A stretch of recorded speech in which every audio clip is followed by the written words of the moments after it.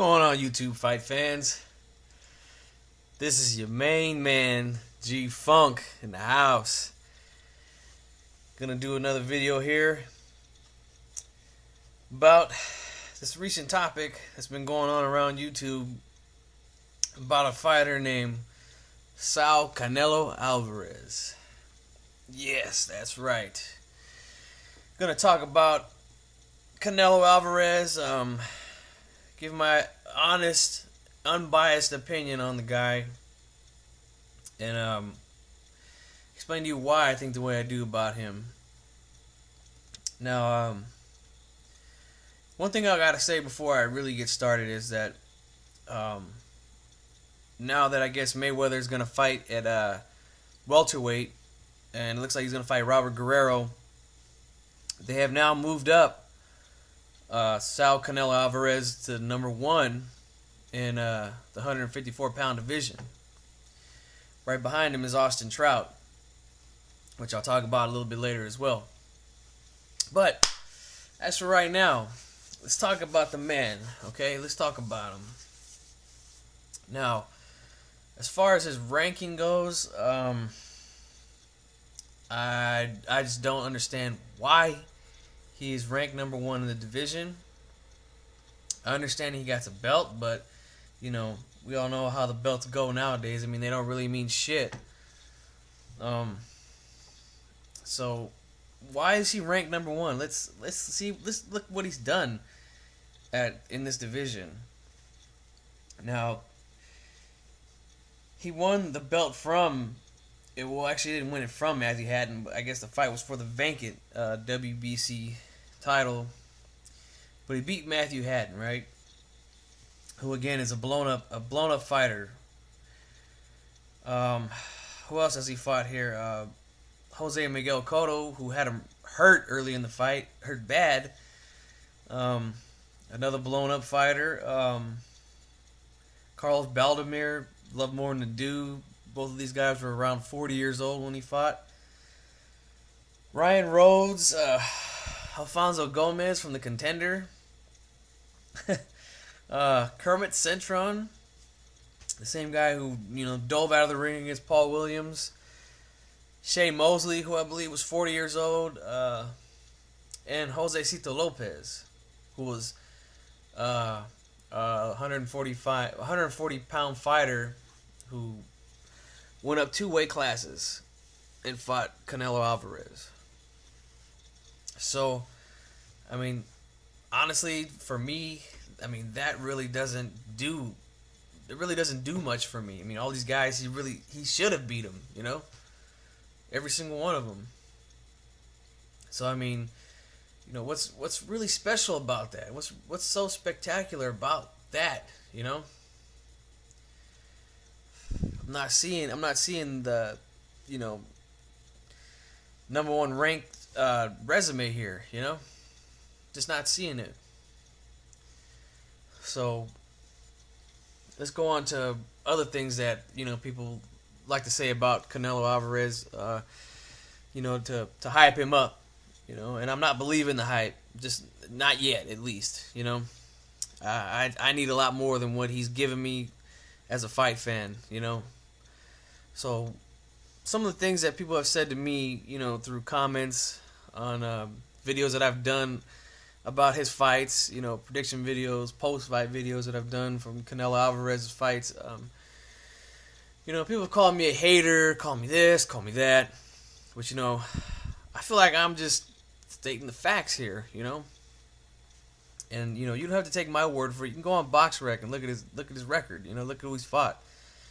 You'll see all the guys that I've named off, they're all right there, And, it's just weak. It's a real weak list of fighters.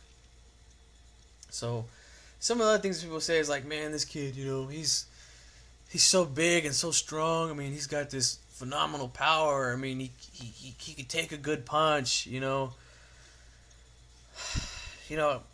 get all that. When you look at him, he passes the eye test, obviously, But what people fail to realize is that, the power that everybody talks about I'm not believing in the power either because all these guys he's fought, none of them were true light middleweights. Not one of them. So I mean, where is this unreal power? Like, where are you guys getting this from? All these guys are smaller than him. Every single one of them. He should be doing serious damage when he touches these smaller guys. He should be. Some people say, man, he's the best combination puncher in the division. He throws very good combinations. Yes, he does. But at the same time, it's much easier for this guy to open up against these guys. They're all smaller than him, like I've already said. So I mean, do you really think that he's worried about getting hit by one of these guys? I don't think so. He ain't worried about that. He can open up, anytime he wants to against these guys.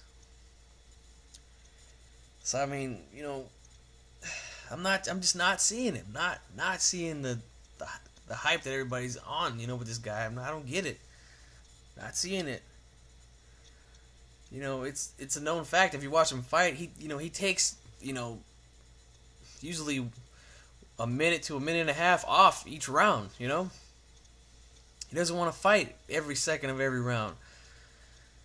There's guys in that top 10 who can force him to fight, a full 3 minutes and 12 rounds of a fight. Will he be comfortable with that? We don't know. Because we haven't seen anybody really test him because the competition's not there. The competition is weak, that he's fought. He has not fought anybody in the top 10. Not one person. And it's just, to me, it's really a crime to have this guy number one in the division. It really is, there's guys that he could fight that are in there, in the top 10, Even Corey Spinks is in the top 10,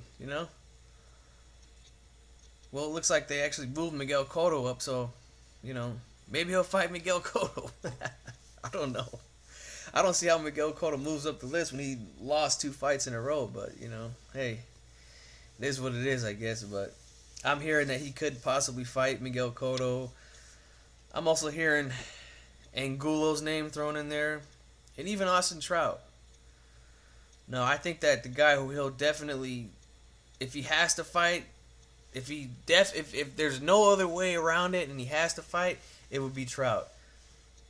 I've even heard Delvin Rodriguez say that he wants to fight Alvarez. Who knows if he'll take that fight? He could fight Cornelius Bundridge, and I'd be happy with that. He's ranked number 3. James Kirkland is a guy who I know they already had a fight signed, but I guess the money wasn't right for him or whatever. I don't know. But at the end of the day, it didn't happen. Carlos Molina is a guy who I would like to see him fight.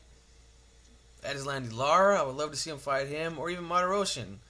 I know that they're talking about having a rematch, but I would love to see him fight either one of those guys. And all these guys have a shot at beating him. We can't just sit here and say that he'll just run right through all these guys. All these guys are they're pretty good. But, to me, if he fights Miguel Cotto, that just does nothing for him, Most of you people out there who's leaving me, these dumb comments, you guys were saying so many bad things about Austin Trout when I brought him up, and this was before the fight with Cotto. You guys were saying things to me like, man, Trout's he's gonna get knocked out by Cotto. Watch, Trout ain't nothing special. Blah blah blah. And then until Austin Trout wins the fight, and then you guys want to call Miguel Cotto washed up. He was old, blah, blah, blah, whatever. Just keep that in mind, because it looks like he could possibly still fight Miguel Cotto, So I don't want to hear Miguel Cotto's back all of a sudden if he gets a Canelo fight, So I don't know. Maybe he'll fight Angulo. That might be entertaining for about 2-3 rounds until Angulo gets knocked out.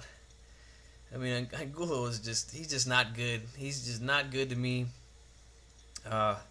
Too slow, too flat-footed. I mean, I don't see him winning that fight. I don't even see him having really much of a chance. He have a puncher's chance, you know. But that's about it. But I think that Austin Trout could definitely beat him. Now, I'm not going to sit here and explain why I think that, because he probably won't ever fight him unless he really has to. But I do think that Austin Trout is a better fighter than Canelo Alvarez. But, you know, honestly, it's time for him to step up, though. It's just time.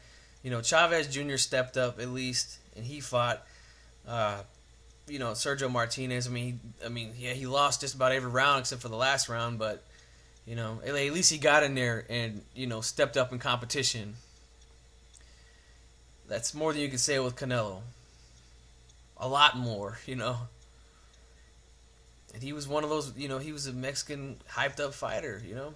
Just like Canelo Alvarez is to me. He's just overrated.